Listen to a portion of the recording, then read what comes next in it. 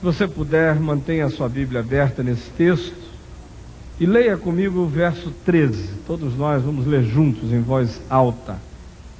Capítulo 13 de Hebreus, verso 13. Leia comigo.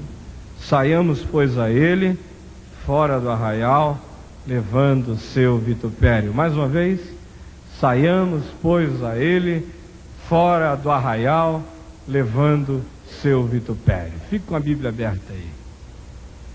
Me impressiona, na fé cristã, mais do que qualquer outra coisa, esse convite para que a experiência de Deus não seja confinada, não seja encastelada, não seja aprisionada, não seja delimitada por fronteiras religiosas.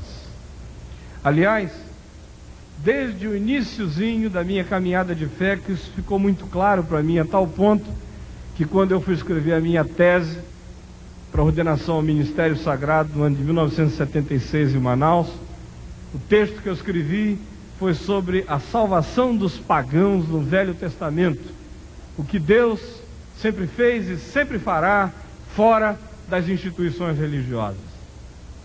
O livro de Hebreus tem essa tecla insistente: Deus não cabe dentro da religião.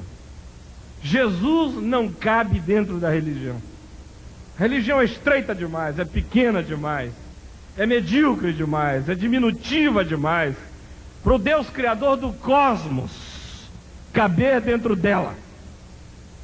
Quando a gente vê todas as ações de Deus no Velho Testamento, afirmam esse fato, que Deus não é oficial, Deus não tem patente, Deus está frequentemente fazendo opção para fora das oficialidades. Os homens tentam domesticar a fé, aí Deus levanta um profeta, que sacode o tapete de todo mundo, e diz que Deus continua Deus e continua livre. A gente vê Jesus vivendo assim. 90% da vida de Jesus é outdoors, é do lado de fora, é fora do portão, é sem confinamento, é na praia, onde ele passou a maior parte do ministério dele, na praia, no Mar da Galileia, em banquetes, onde ele estava quase todas as noites, na presença de gente, nem sempre com muito pedigree religioso.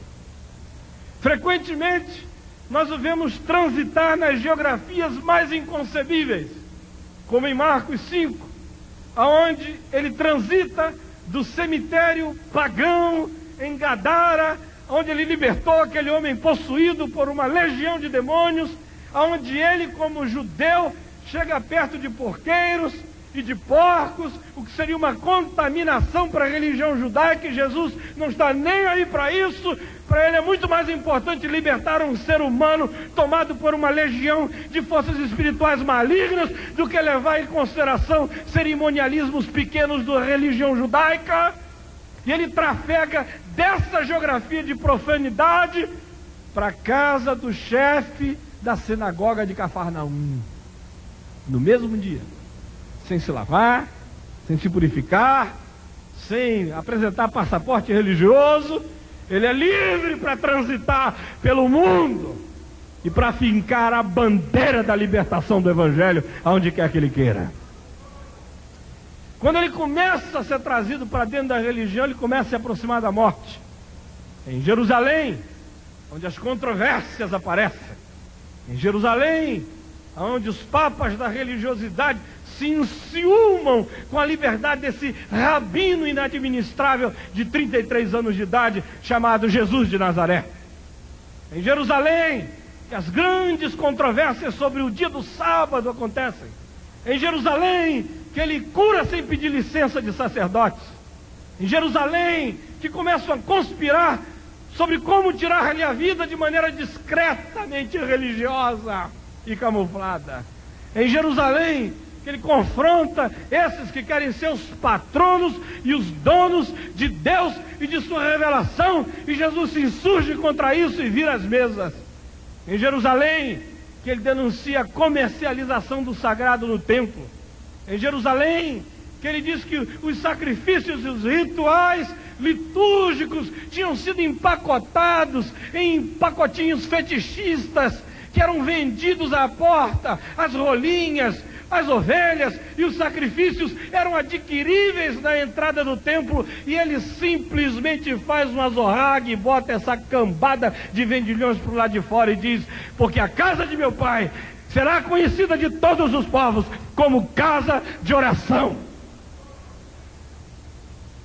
Então Jesus não cabe nisso, por isso o matam, mas ele também não cabe na tumba, por isso ele ressuscita de entre os mortos.